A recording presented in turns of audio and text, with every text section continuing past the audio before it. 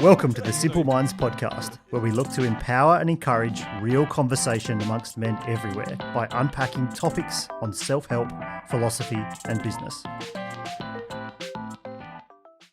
Good afternoon, good evening. I think we've got some Eastern Staters here since we've got a special guest from the Eastern States. I'm Conrad Francis from the Simple Minds podcast. Thanks for joining us, everybody. In the room today, obviously we're still in the self-isolation or isolating. We have Justin Bourne. What's up? Matt Hannum. G'day, Conrad. And if you don't mind, guys, can we just mute when we're not speaking so we can stop that cyclical noise going on? Hello. G'day. Travis Hato. Hey, how are we? G'day, buddy. And our special guest, Dorry Kordahi, mate. How are you, mate? Good, guys. How are you? Well? Yeah, well, I'm well. I think the boys are well, and it's been a pleasure to get you on this, mate. So thank you for making some time for us. No, it's okay. I appreciate it. Mate, I'll give the readers a bit of a spiel. So, and I won't take too much time, but you do have a lot of accomplishments, mate, in your 44 years on this planet. Humble beginnings from growing up in Western Sydney, a Punch Bowl area, from what I could do some research on you. Inner West, gotcha. Similar to me, mate, you've got the status of failing high school, which was which is something that's interesting because when you look at success, we look at where people have failed. I mean, obviously the Zuckerbergs and all of those guys have failure early in their lives. Trained as a hairdresser in your dad's business. Before moving into your merchandising company at the age of 21, DKM, in your parents' garage. Again, very familiar place for starting great businesses. Definitely. 18 years ago, headquartered in Sydney. I believe you're moving into some new premises in Lane Cove, about 3,000 square metres. Is that right? Yeah. See, I listen. Looking forward. Yeah, good. I'm glad. And you've also got offices in Shanghai, London, and Beirut. And the Shanghai office, that's also quite large, isn't it, that facility? Yeah. It's a lot of manufacturing and distribution comes from out of there. Yeah, cool, mate. Aside from that, I mean, and that's fantastic in its own right. You've also got a lot of other areas where you give a lot to. You've played professional basketball, and I want to touch with that with you, given my passion as well. So that's going to be cool. So you played in Lebanon, I believe. You also were a part owner in Sydney Kings. Yeah, years ago. So there's some stories there which I hope you got for me because Tommy Gala reckons you got a few. I was actually speaking to Brian Gorgian before I got on the phone. Oh, yeah? Yeah. What's he doing these days? He's in Melbourne at the moment. He's stuck down in Melbourne. Yeah, okay. Can't get back to China. So, but whether other people know this, not mate, your journey with the Sydney Kings started as a towel boy. Is that true? Yeah. I was one of the first guys wiping the floors when I was 12. Yeah, go figure. That's definitely a while ago. Luke Longley did that for the Wildcats, believe it or not. Oh, did he? Yeah. Okay. Back in the early days. So there you go. You got something familiar with Luke. You're also an advisor of a few boards around the place, including the Entourage, which Maddie, myself, and Justin attended. Yeah. You're an advisor to the NBL and assisting Larry Kesselman there at the moment. You're also 5 times BRW Young Rich Lister, 4 times BRW's Fast Starter, been on Channel 10's Where It All Began. Mate, I don't know what else you've got left to do in your life, buddy. I'm retired now. Shit, I'm done. Two-time author. Yeah. These two lovely The books. Chronicles. Yeah, there you go. You got them. I got them, mate, and I've got some questions out of them for you. But yeah, mate, like I said, it's a pleasure having you on board. No, thank you, and I appreciate it. You know what? This is probably our first live podcast I've done. Oh, really? Believe it or not. Oh, You've done a few. I have, yeah, but they've been pre-recorded or TV and stuff, but not sort of live now that I can recall. I don't think I have. I don't think I've done live podcasts before. It's pretty relaxed, man. I mean, and we just introduced the drinks we've got, gentlemen. So I'm drinking a homemade Negroni. It's 4:00, and I've got a bottle to get through. Maddie, what do you got? I've got a Melcher's Dutch Gold beer, which I have not tried, but it stood out to me at the bottle shop. It's a Holland beer, and we'll see how we go. JB, what do you got? I've got a red wine, a Shiraz that I got from Costco to try that out. So really, they did wine there. Trav, what's Trav got? Ronza Kappa rum. Oh, standard 23-year-old. Yep, only the best. Only, and what have you got there, Dorry? Mate, I've got two. So I'm starting off with a green tea, and I'm going to finish off with a scotch. Wonderful. Oh, I love it. Depends Okay, which mate, way it goes. I'll sort of work out what I drink first. Well, that's why I've got a bottle next to me, mate, because it depends where it goes. I might need it. It never So, goes buddy, down I the mean- green tea. I'll open up with a couple of questions for you, and we'll just let it go the way it needs to go. I mean, I've loved watching your journey. I mean, I was introduced you through the entourage and your involvement there with Jack and Morello and the boys.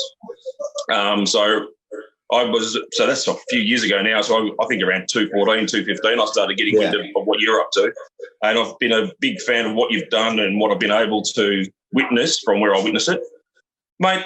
Similar journey to mine early, and obviously where you are now is a bit different, but a question I get asked a lot, and one I'm really, really keen for you to try and evolve, given that you failed high school, went into hairdressing, and you're now something completely different and loving it by the looks of it. How do you discover your passion? Mate, you know what? It's a tough one. Like for me, starting for me, starting hairdressing with my dad, wasn't really something that I loved doing. So I definitely had no passion for it. I guess, it's putting yourself into opportunities, at a young age. And look, for me, I've always loved selling. So I've always been a sales guy. And I think in any successful owner or any successful business, you've got to be great at sales. And I've always had I've always enjoyed it. So I guess my cousin gave me a chance at 21 to sell clothing in his business, which was the rag trade. And I guess the moment I started working in that industry, I just loved it. And for me, I was very lucky that at a very young age that I found my calling. And I knew that when I started that first day, I knew this is it. This will be my career forever. And I've been in it ever since. So, I got friends now who are 35, 36, still trying to find what, their calling or what can they do. And for me, it's all about follow your passion and follow what you love doing. Because if you don't love what you're doing, you're not going to succeed at it. And look, not everyone's going to find that answer. And not everyone's going to have that magic wand that says, bang, this is what you're going to do. So, but look, I guess for me, I was pretty fortunate that I did have that early break, and I loved it. And I've just grown, and I've been consistent at what I've done. I'm stuck at it. Sure. And other than obviously the high school failure, mate, I mean, business has been pretty easy for you by what I've read. And obviously you've traded through the GFC. You're in the middle of this area at the moment. But I mean, logistically speaking, you've just kept hitting home runs. Mate, look, you know what? Knock on wood. I reckon high school was probably tougher because I hated it. I wasn't really good at it at all. So, as I said, if you don't like what you're doing, it's it was bloody tough. But look, knock on wood, for me, whether you call it luck or chance or whatever it is, I've been pretty fortunate with business. And when people say, what tough times have you gone through?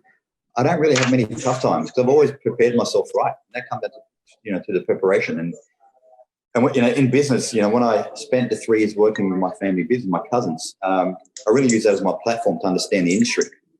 And, I was employed as a salesperson, but I actually dove into every part of that business. And that's something that I sort of focused on doing, is to actually learn what I was going to get myself into. And then it was a mindset. And for me, playing sports and, playing basketball, for me, that was probably my university degree. Between playing sports and working 3 years with my cousin. Gave me a very solid platform and foundation to really just sort of make sure that I got everything right and got my ducks in order. And I've always been very conscious with how you spend your money from a business perspective as well as a personal perspective as well. So I've always had a very, very, very, very tough mindset of not over-capitalizing on your business and making sure that you keep it very tight. And cash flow is king. Yeah. If you've got no cash flow or you build no equity, no cash within your business, when the tough times hit, you got to end up being reactive. And when you're reactive in tough times, it's too late. Like you got to try to start reducing the bleeding. But when you run a good business in the good times and you save in the good times, when there's bad times hit, you've got the opportunity to go the opposite and actually grow that business and actually go against the grain, which is what I did in the GFC. Sure. Mate, we'll probably come back to some of those lessons that you learned then that are probably serving you now or that you're expanding on now. you touched on your basketball, mate, and I'm keen, given my passion and basketball to me is probably my balancer from business, but there's a lot of similarities. I'm keen to see what you've taken from basketball and translated into business, and if there has been any. I mean, I'm guessing there has been. No, mate, definitely. Like for me, basketball was like my, when I started my company, everything came from my sporting background. When you're playing the sport, you're talking about the visualization. When you're playing, you're training. The ones that train the hardest are going to succeed more.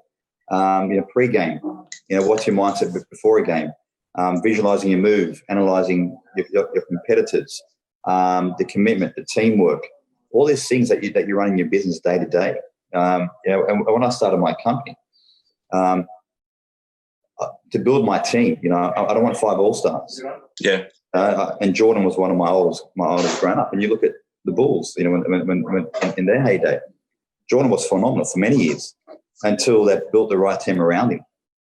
And then they had this superstar team, that was, one of the best teams in the history of the NBA. So something I did in my business was, I had to be the star player. Yeah. Because for me, if I had a star player on my team running my business, he ended up leaving, where does my business go? So I had to be that center point. Whether I was great or whether I wasn't, I had to be the leader. So the chances were on me to make it happen. So I backed myself, and that's any athlete would do that. That's all about backing themselves. So I built the team around me that I could train, learn, and lead and mentor. By doing that, you're not paying massive salaries. But you can train them up, and they're going to follow your grounds. And that was one of the major successes of my business, was hiring people that were below me, and then I sort of helped them grow, and it helped me grow, and it gave me a chance to sort of help me grow as a managing director or as a business leader, because I had no pressure of trying to, I guess, appease other people. And people say, "Oh, you need to hire people better than you." I don't think that's right. Unless for me, around my bit, what worked for me is I want to hire people below me that I can train up, and I have to be that focal point. Mate, I agree with you, and that's one of the things I took away from your Win Big Risk Small book. I think you talked about in there about hiring young, and one of the things I took from that, and when I looked at building the team around me, was the level of unlearning that needs to happen when you hire experience and you want to do things differently and you want to iterate the way things are done. It's very hard to take and teach an old dog new tricks. Yeah, definitely. That's something that for me, it's a challenge. Like I've acquired a couple of companies out of administration and redivert and grew the business. But when you're buying companies and you get in the executives with it, that's a challenge. They've got to change their mindset from being owners to now being part owners or being shareholders, and taking lead. So there's always that ego play as well. We all got egos. I've got an ego as well. But no, you do not, do you? But you know what? I say, if you're going to have an ego, warrant the ego and have runs on the board.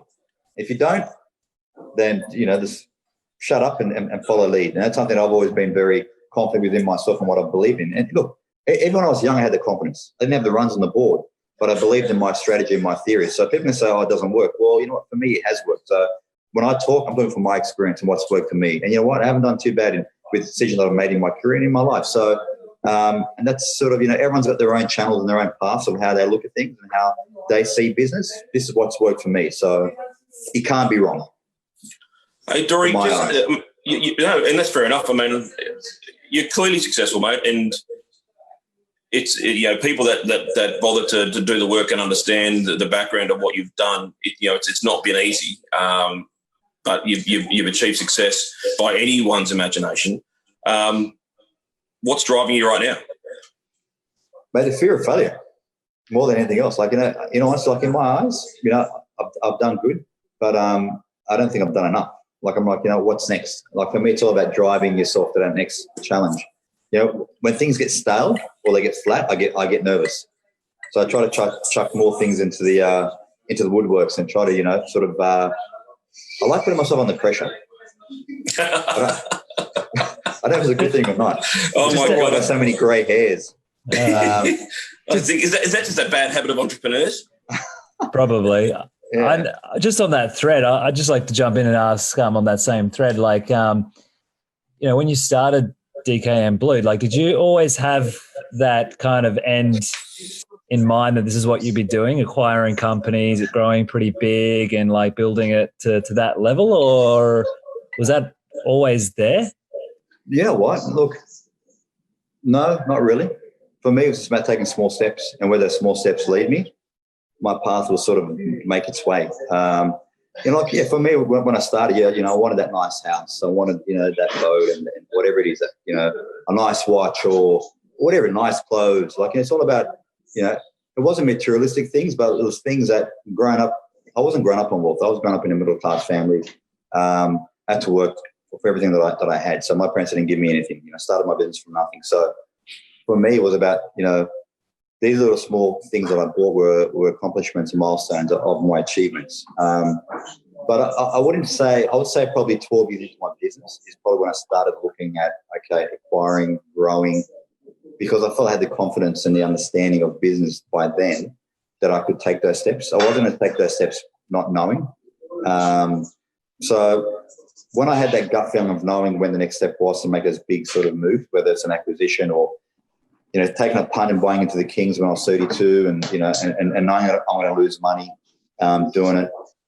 For me, it's about this gut feeling of knowing when that right step and the right time is to do it. And so, it wasn't at the early stage. So it's all about just trying to get my feet wet and getting an understanding.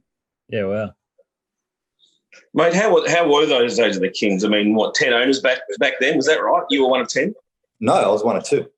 One of 2, okay. So so you were before or after the other fiasco?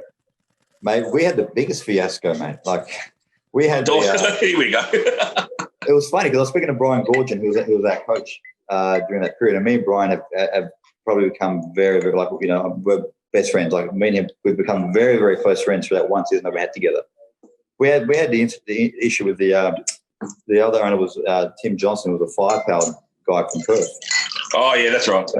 So the magic pill. So it was 2 of us as owners at that point, but mate, that firepower story is crazy.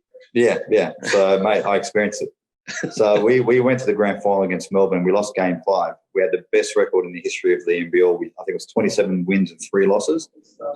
We lost game 5 because of injuries. It was a sold-out game in Entertainment Centre with 10,500. It sold out 2 days before tip-off, and it was the last set-up at the Entertainment Centre, and I was a part of that. But, mate, the shit that we went through that period, it was mate. Me and Gord used to speak on the phone every day. Are we getting the New York Knicks of the NBL? Oh, it was the worst, mate.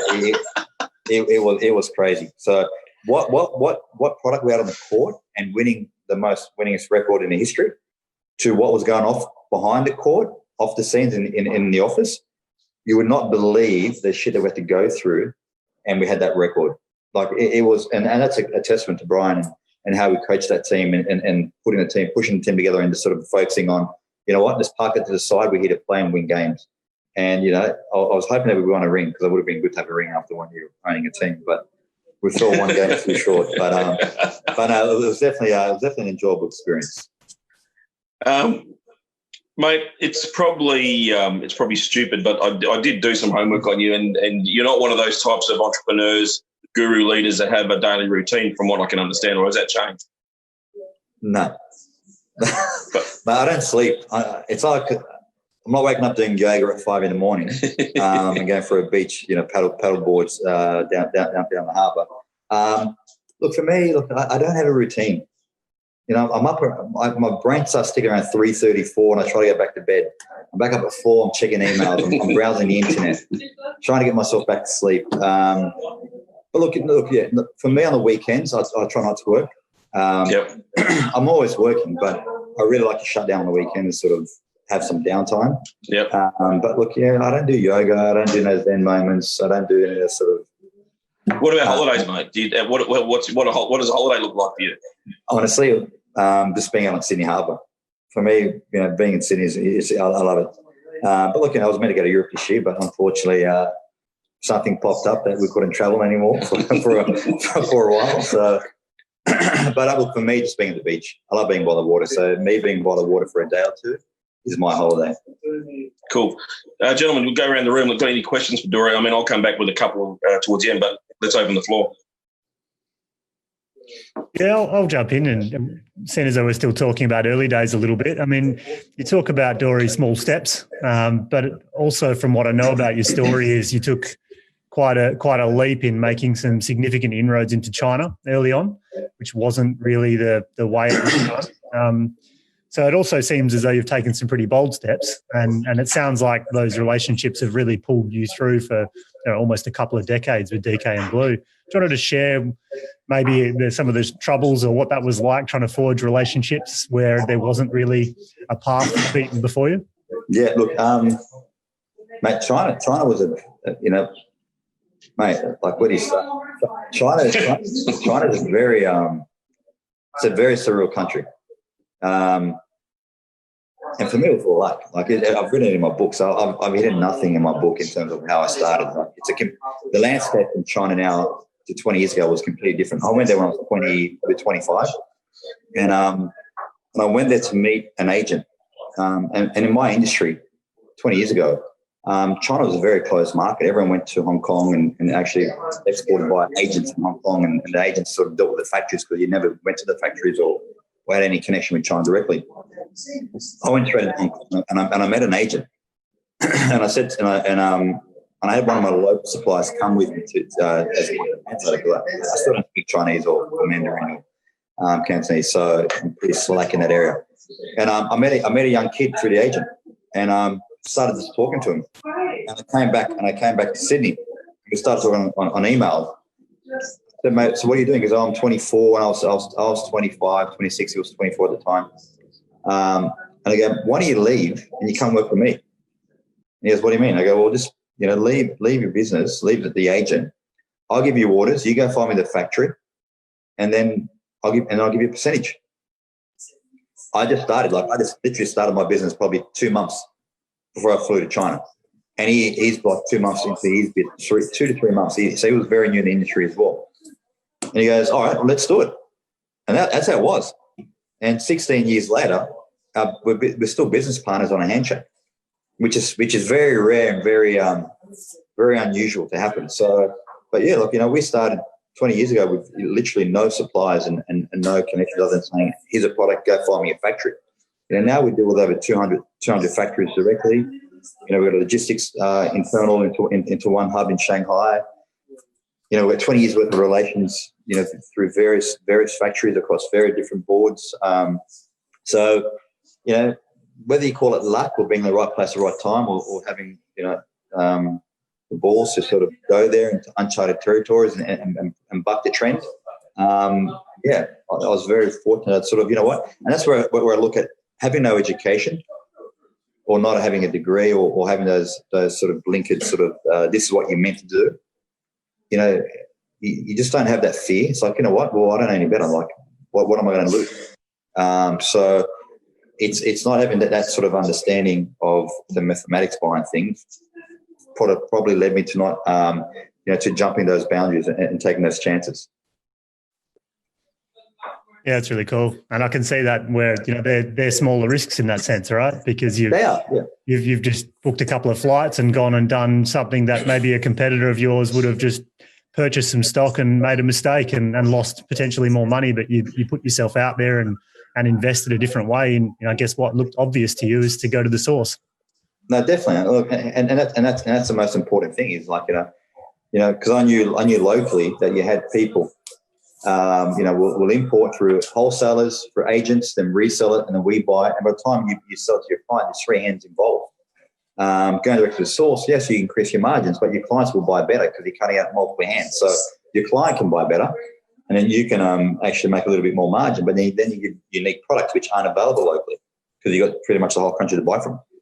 So it was a calculated investment. It wasn't a risk that I was taking where I was importing $1 million worth of stock or getting a loan for $500,000 and buying things. It was I pre-sold everything that I bought because I targeted for a client's product. I hear that pewter's pretty rare as well, Hato. I mean, there's not too many places to get any of that manufactured, especially locally. I mean, it's probably a good time for you to jump in, mate. Well, in China, they actually make it out of zinc and then just plate it out of pewter. So it's far inferior product. But yeah, it is what it is. No, Dorry, I'll take the lead then. I really like your. You've touched on it a little bit, but I really like your business philosophy on keeping things simple. Do you want to just talk about that? Yeah. For a moment. Yeah, look, for me, even till today, like I just want to dumb everything down, and that's been one of the keys. Is like people want to complicate, business and theories, and like you need to write a 40-page business plan, and to have a successful company. My business plan is literally on 2 pieces of scribbled paper, saying circle Sydney, China, open up a bank account in Hong Kong, or very simple shit. But to me, it made a lot of sense. So I always like to keep things very simple. People like to complicate the matter, and for me, I always say common sense is uncommon, because a lot of it is common sense. So look, yeah. That's been one of my major principles. Like even with my accounts team or my production team or my sales team, when I speak to them, I go, guys, speak simple terms. Don't try to complicate or try to make yourself sound bigger than what it is. We're buying, we're selling. Make a customer happy. Find the right product, they're going to buy. Deliver them a service that's second to none. Make them feel comfortable with trust. Why would you lose a client? So. And that's just been my thought process the whole way through. It's just going through those basics. Like for myself, we're in a business. Our business. We're very people oriented. So I'm not selling a product online where there's no interaction. So in sales and in marketing, it's person to person. It's personality driven. Too many people nowadays get caught up behind emails and not have that interaction with the client. Pick up the phone, build up that relationship. When you have that relationship with that client, they're going to want to buy off you because they know who you are. But if you're having an online platform and there's no relationship or connection or that vibe between people, well, then all they're doing is going off price and off what a computer screen tells them. So I've never gone away from what drives my business. I still do today. Customer service for me is paramount. There's no complicity behind what we do. We buy and we sell. Keep a customer happy, deliver them a service, you're going to get more. As I've always looked at business. And look, I always use this analogy when I speak to people. You fly with an airline. You can fly with, say you're flying with Qantas. The worker that's paid the least on that airline is an air stewardess. The person that's paid the most is your captain. Yet you never see your captain, and you never, you might hear from him maybe 5 minutes out of a 9-hour flight saying, "Hey, we're landing, we're taking off, here's where we are," and yet you'll see that stewardess a lot longer. But yet, then again, that stewardess will determine whether you fly with that airline again. So you say, you know what, the service was crap, the food was crap. They're not saying, "Oh, the captain flew a bumpy ride, or we hit air tunnel, so the captain's shit." So, it could be your least paid employees that are the most valuable if they're consumer facing, and that's why I always say with my staff, it's always every role is just as important as the other. Whether you pay the least or the most, every time you touch a consumer, that's going to be that interaction with your business. That's whether you're great or whether you're shit. Yeah, I think we overcomplicate things too much nowadays. I know you touched on it before with using your gut to make a lot of decisions. Is there any times that you look at hard data, or is there much more sort of intuition and gut sort of feel for that sort of stuff? You know what? Yeah, look, no, I don't look at data, which is probably effed.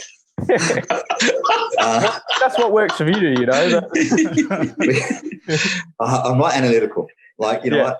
I might be dumbing myself down a bit, but honestly, I'm not. Yeah. It's look, you know what? I've been in my industry for a while. I read a lot of situations, and I'm good at reading situations, reading people. you just get a gut instinct for, what the economy is going to do, or look, you know what? Yeah, there is no, I don't read data. No, that's cool. No daily routine, doesn't analyse data. But 1 second. Goes against the grain. Wait, but I do work my nuts off. So don't think I'm like bringing pina coladas on the beach and do I do work very hard. Yeah. My brain never stops ticking. The data in my head's always ticking every day. Don't get me wrong. But I don't read 50-page graphs or what the economists are telling me or about the stocks, or let's look at what the industry needs or what my clients are needing. Looking at marketing strategies of how to get more products out there, or finding a gap in the market. Seeing what's new or unique. So, look at magazines, look at what fashion's doing, what retail's doing, what's the latest product, what can I be first to market, or how can I sell this to this person? So there's no data behind it. It's just being out there and actually reading what the world's telling you. Yeah, I hear you. Are you familiar with the movie Finding Nemo? Yeah. How mad were you when that movie came out? Or what about Finding Dory? Yeah, well, Trav's not up to date. I'll tell you a story. I got a friend, which is no word a lie. His name was Nemo. We call him Nemo. And we go to clubs, and they go, "What's your name?" I go, "Dorry." I go, "Oh, my friend's name is Nemo." They go, "Bullshit." So like Dorry and Nemo. His name is Nemo. And it was like, no. So I was like, yeah, I get it wrong. Mate, JB, you got some questions that you fire off to Dorry? Yeah, look, I'm on a couple of those threads. There's something I'm really curious of. I guess given that the times is the times that we've going through in the last kind of months, and kind of like Hato just mentioned, and what's obvious is you go quite a bit against the grain and a lot of what other gurus and other people suggest out there. How have you navigated kind of the last 5 months not to buy into the fear aspect of I guess everyone else crumbling around? And so it's like a two-parter question. How have you yourself handled your mindset through these times? And then how do you help lead the team through that when, like as you're saying before, the team are important and they're your front line, and, most of us here run a team, and it's definitely been challenging seeing how they react to that, the situation and all of that. So it's like, how have you navigated that and still keep that kind of intuitive approach? And mate, look, it's mate, the GFC was a walk in the park compared to this. Like, I don't think anyone anticipated what we're going through. Like, I think the first couple of weeks I was in disbelief. I'm like, what? You're going to shut down the country? Like, what? No business, or no one's going to go to work? Like, so it was very surreal. Like that, and I was probably glued to the TV way more than I ever have been in my life, because I'm like, I just wanted to hear what was going on. Like, this is just not. You can't, like, how are you going to shut down an economy? Like, I couldn't believe it. So I didn't really buy into it, because I thought, no, there's no way you're going to shut down an economy. You can't, because like, we'll be fine. And then you sort of start hearing, okay, what's going to happen? So now you're like saying, okay, shit, all right, well, this is actually going to, I can't avoid this now anymore. So, so I guess from a team perspective, I sort of hit the nail on the head straight away. Called them into a meeting. I had meetings with them probably once every 2-3 days. I didn't paint a positive picture, because hey, this is uncharted territories which we've never seen. So be prepared that we are going to cut down hours and staff, because we did see a decline in sales. Like, it's going to happen. When people aren't going to work, people aren't spending, you're going to lose. You're not going to generate revenue. So you got to be honest with your staff and not lie or hide, or we're going to be fine. Like, I painted the picture that we will be fine, but hey, be prepared for some tough times, because it ain't going to be easy. So I guess it's keeping your staff in tune with what's going on, and I guess sort of being confident that you're leading and that saying, hey, don't worry, we're going to get through this together. But as well, it's actually, I was fortunate enough that I pivoted my business through those times as well, where, we went into the sanitizers and the face masks and, and the wipes and so forth. So we very quickly jumped ship and did an email blast saying, hey, we can get sanitizers. Because obviously through our supply channel in China, we had that ability to be able to do that. And that's something that we jumped on pretty quick. And fortunate enough for us, we had a database in our clients that we could actually support with. And there was a massive shortage on that. And, so much news in the papers right now that they still haven't caught up on it. So, we're probably one of the first to actually get out there in our industry to really jump on that. And that's sort of given us that massive leap ahead. But, if it wasn't for that, I'm telling you now, we'll be generating no income right now for the next 3-4 months. So, look, I think the government's doing a really good job with their packages. They're putting a lot of money at this. So, even if we didn't generate revenue and we just hibernated for 6 months, we still would have been fine because the government's doing a great job. But I think we'll get a lot of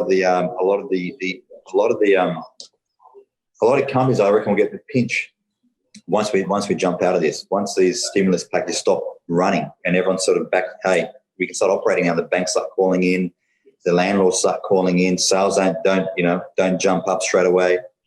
You're going to find far more collateral damage 2 to 3 months after we get out of this whole COVID-19 thing.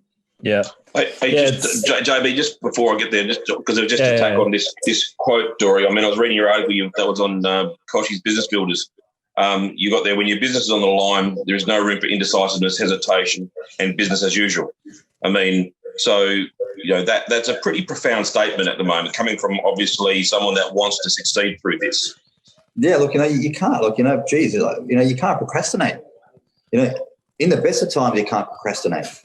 You gotta make those decisions quick. And that comes down with sports. So I go back to my sports days. When you're playing, you don't have time to think about what move you're going to do. Like if you got to play marking you a certain way, you got to think on your feet, and that comes down to instincts, and that comes down to you got to be proactive, not being reactive, and that's.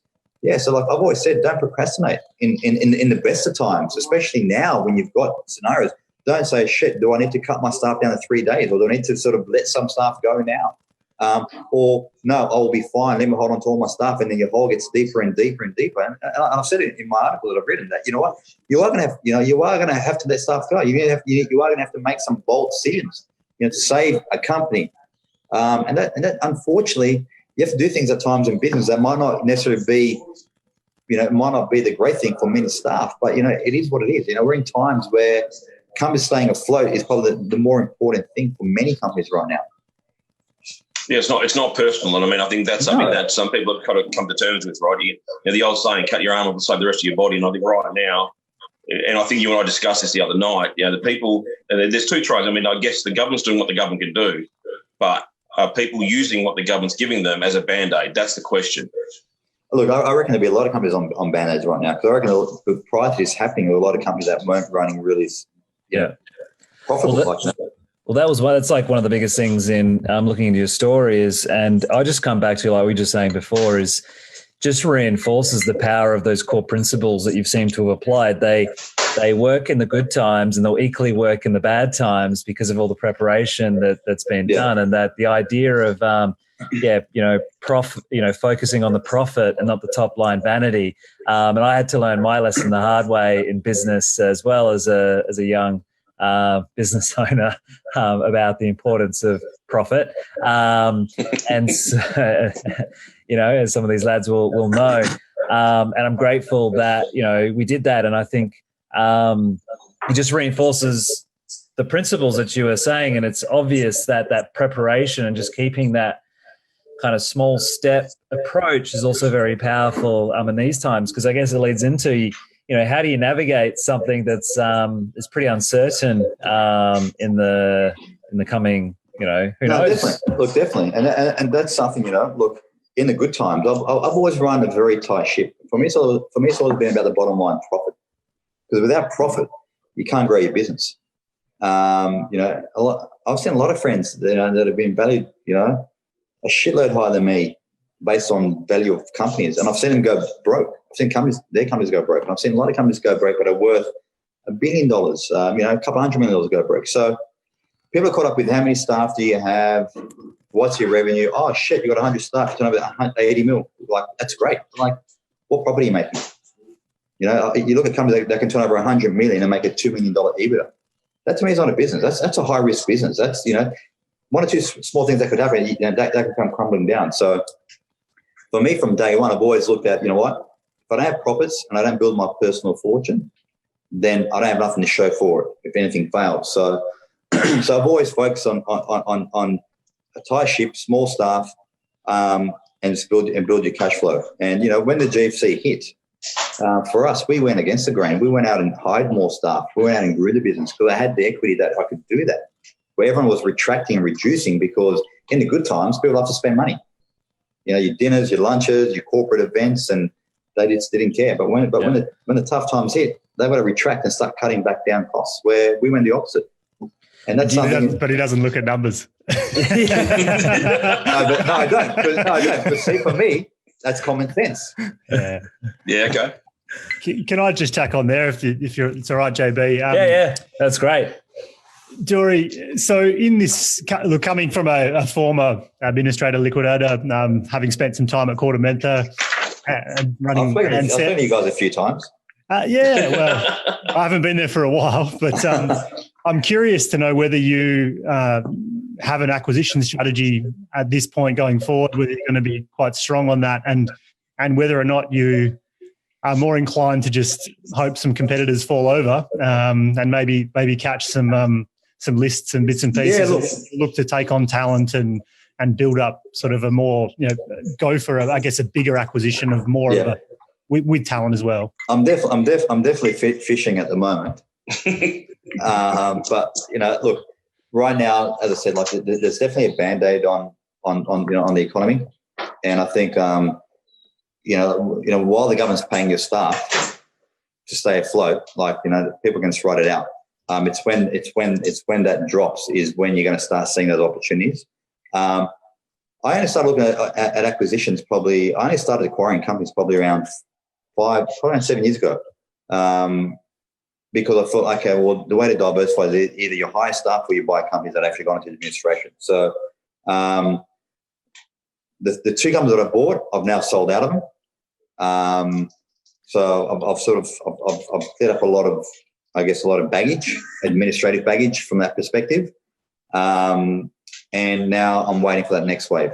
So whether it comes to hiring staff that have been let go, because I'm sure there'll be staff that will be let go in our industry, it'll be a cheaper acquisition to hire staff that experience. But, my aim is, looking at the right companies that are going to go under or go down. That's something that I definitely want to look at because, so acquiring companies is definitely a challenge because then what baggage are you getting with them and the staff and the owners with it.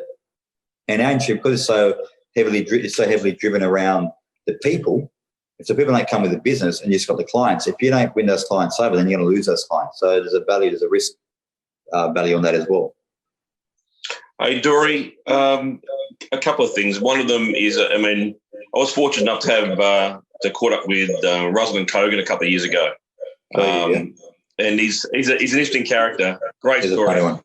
He's a funny one. It's funny because when you listen to the guy's story, there's clearly some real evidence in where his success came from. Yet he didn't join the dots that a lot of the stuff came from his mum and dad. He didn't see it obviously. My question to you is, what did you learn from your mum and dad? Mate, for me, that's serving you right now. Mate, just respect people. Very simple, mate. Just respect people. Be grateful for what you have, and just mate, it's just family values, mate. Love. Having empathy and just sort of, mate, just mate, very traditional, values, mate. Like my dad was, a hairdresser, for 40 years, just mum cooked at home, took care of the family. So, mate, there was no money thrown our way whatsoever. It was just more about respect your elders, value, and just love and just sort of be nice. I'm guessing hard work played in there. What's that? I'm guessing hard work played in there. Some of your old man was a hairdresser for 40 years, mate. It was what? It was. He must have been a hard worker. Like your mum clearly. Oh no, mate. Yeah, mate. Blue collar workers, mate. Definitely, my dad worked hard. Yeah, without a doubt, mate. Work hard and just respect. And mate, my dad taught me a very valuable lesson when I was 17 because I was working with him, and I was on $150 a week. I'm like, freaking man, and mate, I'll tell you what, working with that for 4 years in Punchbowl, which is out west, mate, it was freaking depressing because I was doing something I hated doing. I was washing old women's hair, $150 a week. And I'm like, how the frig am I even going to be able to afford to buy a house or get out of this sort of run? Like, there's no way. This can't be my life. Like, I can't even, like, on this sort of salary, how I couldn't even see the future. So if you told me now this is where I was going to be, I would probably like think you're full of shit. How's this going to happen? But the thing was, I went into the Commonwealth Bank because I was across the road from my dad's salon, and I went in. So I used to deposit like $50, $30, whatever I could deposit. And the counter, she goes, "Oh, do you want a credit card?" I'm like, "What's that?" So we'll give you a card. We'll give you a limit, like $1,500 limit. I'm like, "Fuck, great! Like that's I can spend the money." She goes, "Yeah." I'm like, "Great!" I had a credit card, so I went out and bought a basketball ring, as you do in your backyard, like the whole big, ring and stuff. And it was up to around $1,000. And every time I tried to pay this card down, it would never go down. I'm like, "Fuck, I'm going to get out of this front," and it was killing me. And they goes, "What's going on?" I go, "Oh, nothing. No, it's fine." I try to hide it. And he goes, "What's your credit card?" He goes, "You got a credit card?" I go, "Yeah." He goes, "What is it?" And he knew I was going through a tough time with it. He goes, "Give me a credit card." He goes, "What's your debt?" It was $1,000. He paid off for me. Because if you can't afford it, don't buy it. And I cut up that credit card. I've never had a credit card since, to a sense that if I can't afford it, I don't buy it. So I don't go and do something stupid and buy things that I can't afford to pay back. So my debit card's now, you spend it, you pay that next month. So it was a very early lesson that I learned that it's stuck with me ever since. Yeah, it's cool. I mean, because Ruslan's also got a similar story about learning hard work from his parents. But until I asked him, he really didn't join the dots on it. Did he? No, he didn't. He didn't join the. I said, "Mate, what are you going to do for your folks?" I love asking people that question. My lesson from my mum and dad were really obvious. What did Kogan say? No, he reckons he didn't learn anything. I said, "Well, from what you just told me, mate, I mean, exactly." I'll have it. Mate, but he's an amazing bloke. Mate, I've got this quote here. I mean, you've got here: "Be decisive, create an action plan, embrace innovation, and adapt. It's much better to get to operate at 20% than 0%. So be unafraid to make decisions that need to be made to get you through." Obviously you're looking for the future. Maddie's touched on the fact that you're obviously prepping to have a look and see what survives or is not going to survive this next few years. I mean, are you in the head? Are you right there in the mindset right now, or are you going through it? No, look, for me, mate, you know what? Like, right, it's a very surreal moment. Like, I don't think anyone can work out what the next month is going to bring. So, so for me, as I said, if we're operating at half capacity, it's better to be operating at that than nothing. But look, you know what? I don't think anyone's got the crystal ball right now because we've hit that curve. We've played that, which is great. But it could bounce back out again. If the government lets it go too quick, it could spiral again. So I think for me, it's just a matter of I'm actually enjoying the actual quiet time as well. So I'm actually, we are getting a lot of sales with what we're doing with the sanitizers and the mask stuff, which is great. But it's branded business. You're actually just moving product in and out. There's no design or creative or building budgets around a campaign. So it's a lot easier to sort of do, but it doesn't take much time for it. So I do have a lot more time. And fortunately, we are moving to Lane Cove. So it's probably I'm looking at the positives with this because we are moving to Lane Cove, which is a big step, and we are, moving across a couple of hundred pallets and the whole office. So I'm looking at the negatives into a positive and taking that. You know what? Probably perfect timing for it to happen. It is what it is, and make the most out of it. So, for me, I'm just sort of. All you can do is just embrace what it is, and and just stay safe and make sure that you do practice all the things that we're meant to be doing in your social distancing, and just take the time. Like some people are getting an education or learning or doing things that you don't normally do. So I'd say embrace it, I guess, to the best you can, which is what I'm trying to do. Yeah. Any more questions from around the group here? Yeah, I've got one, Dorry. So I know you're an advisory board member for MBL, Entourage, and probably a host of others. But Conrad was a bit giddy coming off a phone call recently, and so he's of this group. I'd almost say he's an advisory board member of all three businesses, but he certainly is for mine. and Justin's. And the question is, what advice do you have for Conrad? If he's saying he's a bit Mickey Mouse compared to what he's heard from how you behave, how can he do a better job at adding value? Oh, geez. Who to you guys or? To everyone he's advising, mate. Oh, no, I can't be answering that question. Thanks, Dorry. That's a great answer. That's a good answer. I like it. I'm sure he's doing a great job. Look, I'm sure he reads a lot more than I do. I'm more reads more graphs than I do. He's got a jump start on me without a doubt. That's a good answer. Well done. Hey, Dorry, Dorry, what about NBL? How is the NBL going to compete with good question. The next with the NBA pumping so much money into the G League and taking pretty much all the first round picks that want to surpass college? Didn't they? Is that off limits? NBA offering players, I think, $800,000. I just read that. Yeah, 500 US. Yeah, it's definitely. It's definitely. Look, I think what the NBL did with the Next Star program was definitely a great initiative, by the league, because it definitely did pick up a lot of ears around the world, especially around the NBA. So, look, if you look at Larry Kessler, obviously I know Larry, but he's a great guy. He's a business guy, and him buying the league, he's running it like his own business. And it's a big testament to to his commitment to investing into the NBL. So, look, I think the NBL will be all right. The fundamentals of the league hasn't been built around your big TV deals, as you've seen in the NRL and Rugby Australia, which are going through a schmozzle right now. You can see how desperate the NRL is right now, trying to relaunch and needing that TV money. Todd Greenberg's been resigned or let go. You can see Nine weren't happy. Them squandering all their money. And all these big leagues are, driven by massive TV revenue, have put, this whole situation with COVID-19 has really exposed these codes in a very, very big way with how poorly run and poorly managed they have been. Fortunately for the NBL, there are no big, massive TV deals that are being paid to the league. So everything's being run as a business, and it's being run on its core values of, just sort of, getting your sponsorships, and running a tight ship.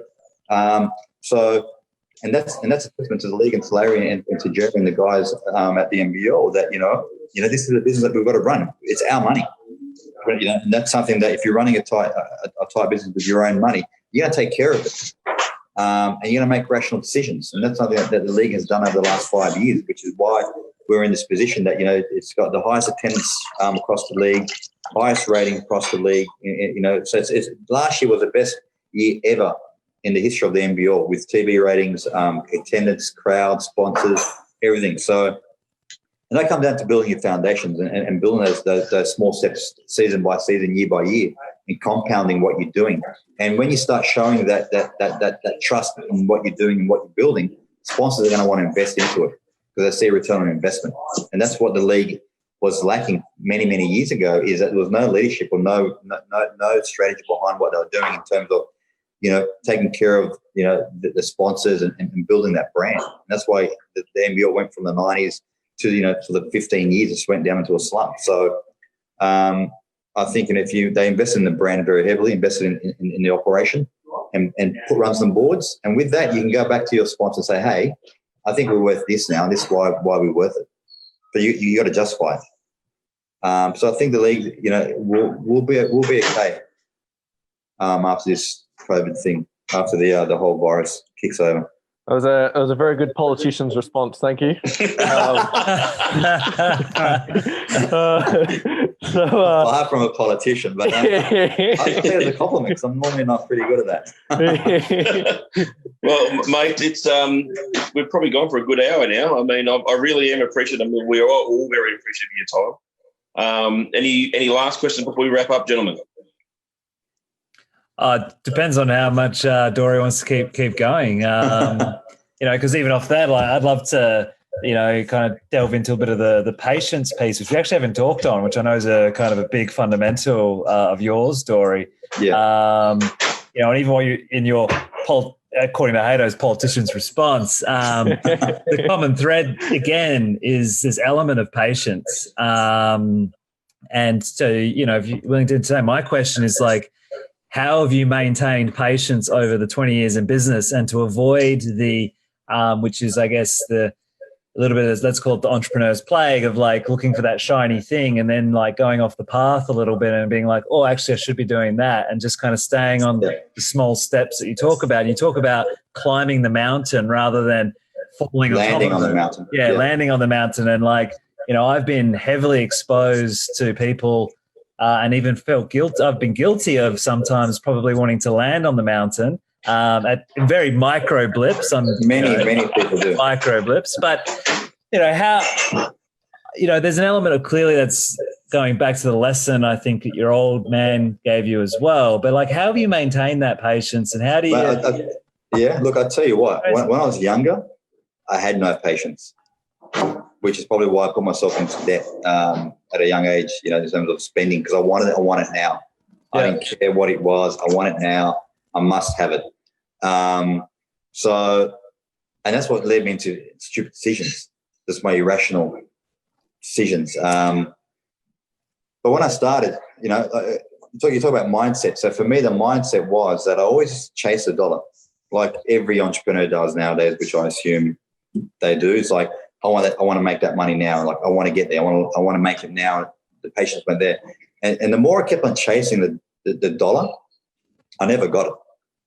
So when I left my family, my cousin's business, and I went to Europe for 10 weeks, and I wasn't going to come back until I worked out how I was going to start my company.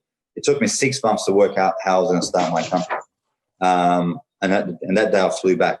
And I was fortunate to stay with a lot of friends around Europe, so I didn't really have to spend much. But I actually just for me, it's all about mindset, a lot of visualization. One thing I said to myself when I started, I go, you know what? If you focus on building the right business, then sales will come. And if sales come, then money's a byproduct of what you do. So I just simply changed my mindset. Was, focus on building the right business, build the right model, and then sales will be a byproduct. Where before it's like chase a sale, chase a quick buck, chase a quick deal, and I never got it. And then when I started making the money, my mindset changed from being fearful of losing it. So then not making stupid decisions or irrational decisions came from a place of fear. All right, now that you're making it, shit, I don't want to lose this shit. Now I've worked hard for it because I've never had it before. I'm not going to be an idiot and start doing shit and taking bold and risky decisions. So did I not get tempted? Hell yeah, of course I got tempted. Like, mate, I was tempted, being at 20, making wealth at 26 and making, good returns all the way through. I was very tempted. But I was scared of losing it. So, you know what? Just stick on what you're doing, stick on what you know. I've seen friends, go and grow and make, bold investments, make a lot of dollars, but then they lose it. So for me, it's like that if I take that slow growth, long term, my wealth will be there. And that's something that for me, it's all about the personal wealth and what you can build for yourself. My business doesn't turn over 50, 60, 80 million. Our business is still a very small business. But what I've been able to accumulate personally and what I've done on a small business, people are saying, well, shit, how the fuck do you do that? I go, well, it's 20 years of doing what you do, not jumping and changing. And for me, it's just, it was a fear of not losing it, is what kept me sort of focused on my core principles in business. But look, I was definitely tempted at many stages in my career about just, I need to grow quicker. Fuck, this guy's making more than me now. Like, how's he beating me now? Like, shit. Like, you know what? Just stick to what you're doing, mate. And what did I have? What do you have? And it's of course if you're gonna have that inner hunger or the inner jealousy or the inner whatever you want to call it, the envious. Like, I need to be doing more. I've always said, compete against yourself and run your own race, and don't try to focus on anyone else. Just be the best that you can be, and being the best that you can be. The next Michael Jordan, well, freaking great. Being the best that you can be is going to make you, the best out of the 50 people that great. But don't try to compete with someone else and make that decision because you need to be better. And that's where people sort of fail and they'll end up stuffing up and going backwards. Yeah. No, that's really solid, and there's some gold nuggets in there, I think.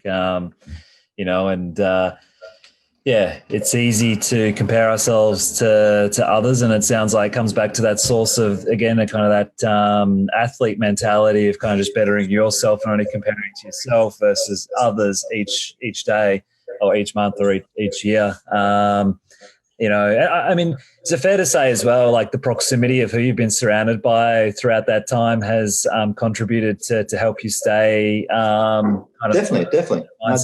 Yeah, definitely. Like, a lot of my friends that I've grown up with from school, I'm still friends with them. I got a lot of, I got a very broad circle of friends. I've got friends from basketball. I've got friends from school. I've got friends that are, Conrad's age. That's good.